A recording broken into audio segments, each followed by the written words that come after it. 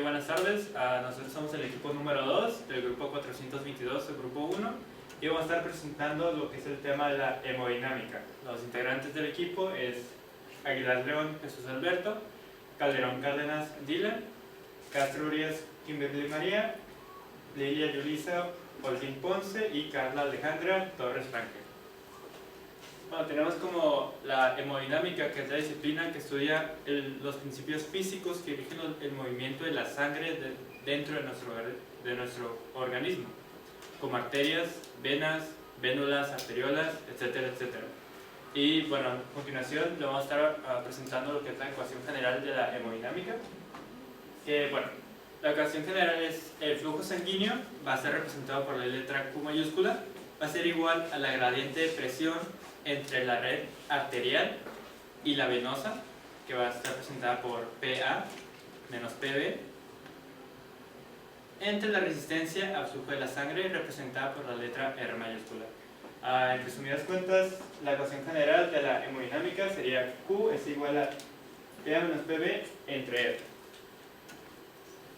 Bueno, decimos que la presión es la fuerza propulsora de la sangre, mientras que la resistencia es la fuerza que va a frenar el paso de la sangre. La presión es la responsabilidad del corazón. Cuando este bombea la sangre, lo hace con una fuerza súbitamente grande, que va a permitir enviar la sangre alrededor de todo el organismo. Bueno, lo que va a ser la resistencia va a depender de las dimensiones del tubo, en este caso puede ser de, no sé, arterias, y de la naturaleza del fluido, y mide la fuerza del rozamiento o fricción entre las propias moléculas del fluido y entre estas. Y la velocidad con la que va a circular en el interior del tubo es directamente proporcional e inversamente proporcional al área transversal del flujo laminar, que en condiciones fisiológicas es el tipo de flujo mayoritario. En el caso del sistema vascular, los elementos celulares que se encuentren en sangre son desplazados como más fuertemente hacia el centro cuanto mayor sea su tamaño. El otro tipo va a ser el flujo turbulento, como se alcanza a ver en la imagen, va como en varias direcciones, no tiene una dirección específica. Y bueno, decimos que en este tipo de flujo, en determinadas condiciones, el flujo puede presentar remolinos. Se dice que es turbulento por esta misma característica. En esta forma el flujo, el perfil de velocidades se aplana y la relación lineal entre la gradiente de presión y el flujo se pierde, porque debido a los remolinos se va a perder la presión. Como ya lo había comentado, en la circulación sanguínea va a haber regiones donde con curvaturas muy pronunciadas, o en regiones estrechas o en bifurcaciones con valores por encima de 400, donde van a aparecer los remolinos locales en las capas limítrofes de la corriente. Cuando se llega a 2000 o 2400, el flujo es totalmente turbulento, aunque la aparición de turbulencias no es deseable por el riesgo que tienen de producir coágulos sanguíneos. Se pueden utilizar como procedimientos diagnósticos que van a mantener lo que es el flujo laminar silencioso. Que se desarrollan en tubos cilíndricos, se pueden deducir las relaciones entre intensidad de flujo, gradiente de presión y la resistencia. La resistencia de fricción que actúa sobre las capas de envoltura. La ley de Poiseuille es una ecuación hemodinámica fundamental. La ecuación de Poiseuille está formada para flujos laminares de fluidos homogéneos con viscosidad constante. Sin embargo, en los vasos sanguíneos estas condiciones no siempre se cumplen. Si la velocidad del flujo es alta y el gradiente de presión es elevado, se puede generar remolinos o turbulencias que modifican el patrón de flujo. Al producirse turbulencias, se necesitarán gradientes de presión mayores para mantener el mismo flujo. Resistencia. Bueno, la resistencia periférica total es la suma de las resistencias vasculares. Los vasos sanguíneos en el sistema vascular constituyen una red en la que determinamos segmentos que se sitúan en serie y otros en paralelo. La resistencia varía dependiendo de la colocación de los vasos. Las resistencias vasculares. La resistencia cardiovascular es la oposición al flujo de la sangre, debido a la fricción entre la sangre y a las paredes de los vasos sanguíneos. La resistencia cardiovascular depende de 3 puntos. El primer punto es el tamaño de la luz del vaso sanguíneo. El otro punto es la viscosidad de la sangre. Y por último, el tercer punto es el largo total del vaso sanguíneo. El tamaño de la luz, que vendría siendo el primer punto, es que cuanto más pequeña sea la luz en un vaso sanguíneo, mayor es la resistencia al flujo sanguíneo. La resistencia es inversamente proporcional a la cuarta potencia del diámetro de la luz del vaso sanguíneo. El segundo punto es la viscosidad de la sangre. Bueno, la viscosidad se define como la propiedad de los fluidos, principalmente de los líquidos, de oponer resistencia al desplazamiento tangencial de capas de moléculas. Esto, como lo explica Newton, resulta cociente entre la tensión de propulsión o fuerzas de silladura y el gradiente de velocidad entre las distancias de la capa de los líquidos. La viscosidad de la sangre depende principalmente de la relación entre los glóbulos rojos y el volumen de líquido plasmático, y en menor medida de la concentración de proteínas en el plasma. A mayor viscosidad de la sangre vamos a obtener mayor resistencia. Aquí tenemos, cuando la velocidad de la sangre se incrementa, la viscosidad disminuye. Aquí tenemos representado en la tabla. Cualquier situación que incremente la viscosidad de la sangre, como puede ser una deshidratación o una policitemia, que esto quiere decir los glóbulos rojos altos, va a incrementar entonces la presión arterial. La depresión de proteínas plasmáticas o de los mismos glóbulos rojos, debido a una anemia o una hemorragia presente, va a disminuir lo que es la viscosidad. Entonces va a disminuir por ende lo que es la presión sanguínea. El largo total del vaso sanguíneo, la resistencia al flujo sanguíneo a través de un vaso es directamente proporcional a lo largo del mismo vaso. A mayor longitud del vaso sanguíneo va a haber mayor resistencia. Las personas obesas a menudo sufren de hipertensión, que esto quiere decir una presión arterial elevada. Lo sufren porque el vaso sanguíneo normal en su tejido adiposo va a incrementar la longitud de lo que es el árbol vascular. Y van a desarrollar un estimado de 650 kilómetros adicionales a un cuerpo normal sin obesidad. Y van a desarrollar por cada kilogramo de grasa este número de kilómetros. La circulación sanguínea en un adulto va a contener cerca de los 40 litros de agua. De ellos, 25 están en las células. 2 litros de agua celular van a corresponder a los glóbulos sanguíneos. El volumen de la sangre de un adulto es, por lo tanto, unos 5 litros de los 40 que había dicho anteriormente.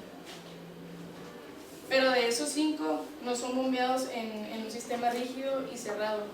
Los vasos van a variar constantemente de volumen, longitud y grosor, y una parte de ellos va a tener fugas.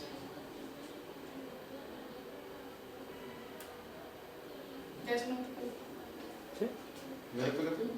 No. En un determinado periodo de tiempo se va a medir sobre mililitros sobre minuto.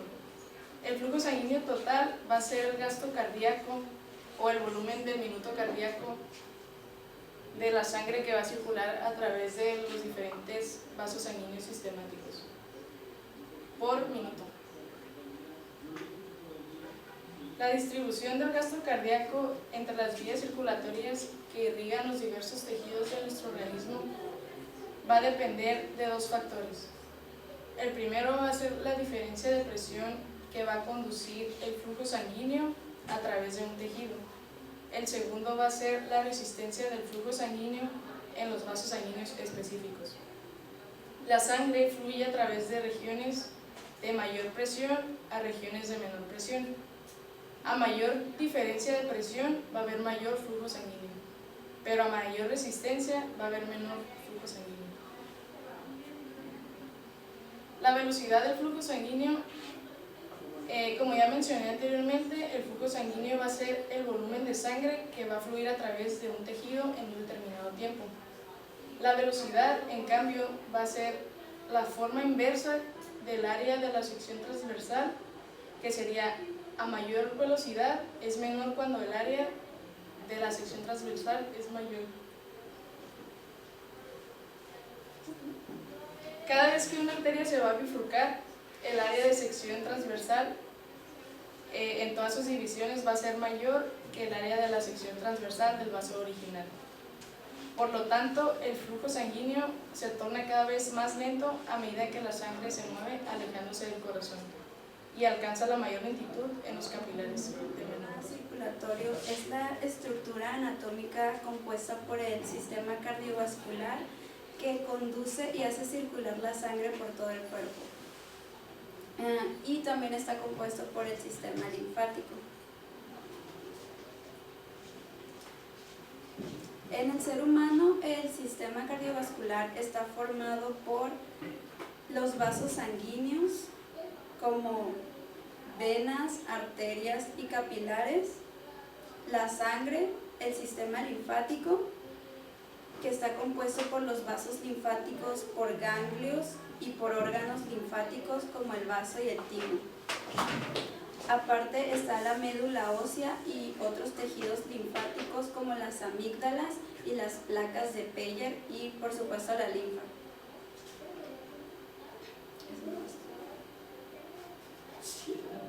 Igual lo voy a pasar, no me bien. olvidaba. De todas maneras, déjame cortar.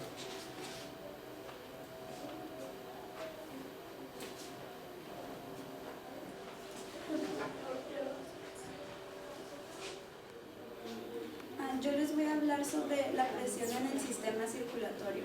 El aparato circulatorio o sistema circulatorio es la estructura anatómica compuesta por el sistema cardiovascular que conduce y hace circular la sangre por todo el cuerpo. Y también está compuesto por el sistema linfático. En el ser humano, el sistema cardiovascular está formado por los vasos sanguíneos, como venas, arterias y capilares, la sangre, el sistema linfático, que está compuesto por los vasos linfáticos, por ganglios y por órganos linfáticos como el vaso y el timo. Aparte está la médula ósea y otros tejidos linfáticos como las amígdalas y las placas de Peyer y por supuesto la linfa.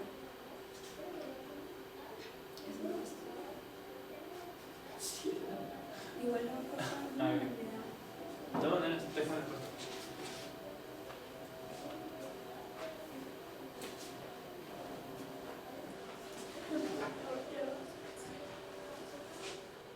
Un adulto promedio contiene de 4.7 a 5.7 litros de sangre. La sangre se compone principalmente de plasma, glóbulos rojos, glóbulos blancos, plaqueta y linfa. También el sistema digestivo funciona con el circulatorio para proporcionar los nutrientes que el sistema necesita para mantener funcionando el corazón. El corazón es el órgano muscular principal del aparato circulatorio, que funciona como una bomba aspirante e impelente, impulsando la sangre a todo el cuerpo. Un corazón impulsa sangre mediante los movimientos de sístole y diástole. Se denomina sístole a la contracción del corazón y se denomina diástole a la relajación del corazón para recibir la sangre procedente de los tejidos. Un ciclo cardíaco está formado por una fase de relajación y llenado ventricular, que se denomina diástole, seguida por una fase de contracción y vaciado ventricular, que vendría siendo la sístole. Cuando se utiliza un estetoscopio se puede conseguir dos ruidos. El primero corresponde a la contracción de los ventrículos con el consecuente cierre de las válvulas auriculoventriculares y el segundo corresponde a la relajación de los ventrículos con el consecuente retorno de sangre hacia los mismos y cierre de la válvula pulmonar y aórtica. La circulación pulmonar. El sistema circulatorio pulmonar es la parte del sistema cardiovascular que bombea la sangre desoxigenada del corazón hacia los pulmones a través de la arteria pulmonar y la devuelve oxigenada a través de la vena pulmonar al corazón. La sangre privada de oxígeno procedente de la vena cava superior e inferior entra en la aurícula derecha del corazón y fluye a través de la válvula tricúspide entrando en el ventrículo derecho, desde el cual bombea a través de la válvula semilunar pulmonar a la arteria pulmonar hacia los pulmones. El intercambio de gases se produce en los pulmones mediante el cual se libera CO2 de sangre y se absorbe el oxígeno. La vena pulmonar devuelve la sangre ya oxigenada a la aurícula derecha.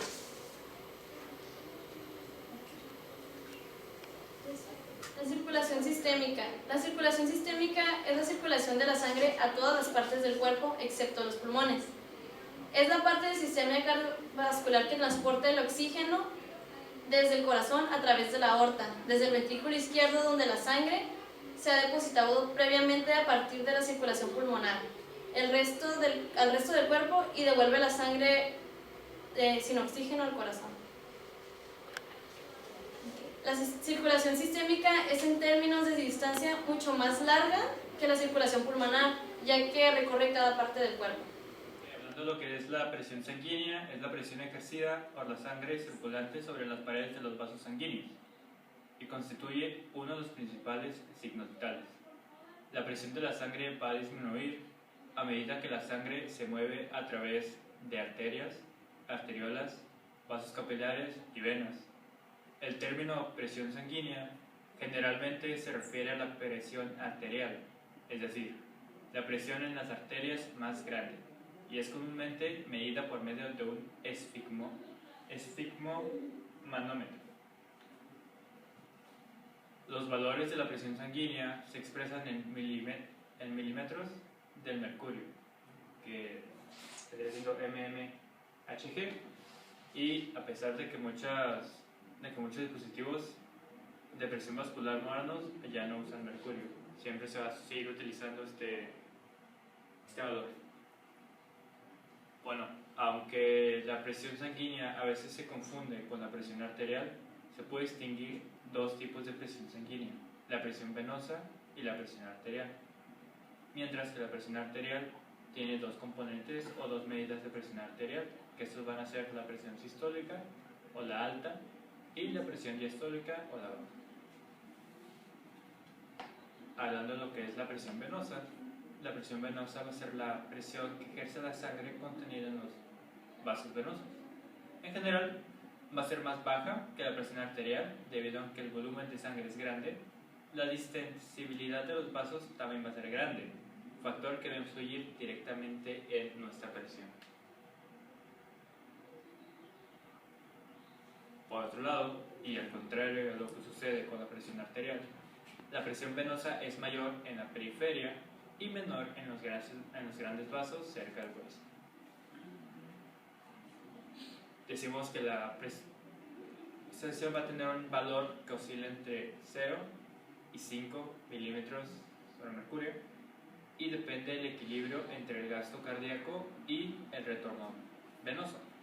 En las venas postcapilares, es decir, en las que son la continuación directa de los capilares venosos, aún hay un remanente de la presión arterial, con un valor de unos 16 milímetros.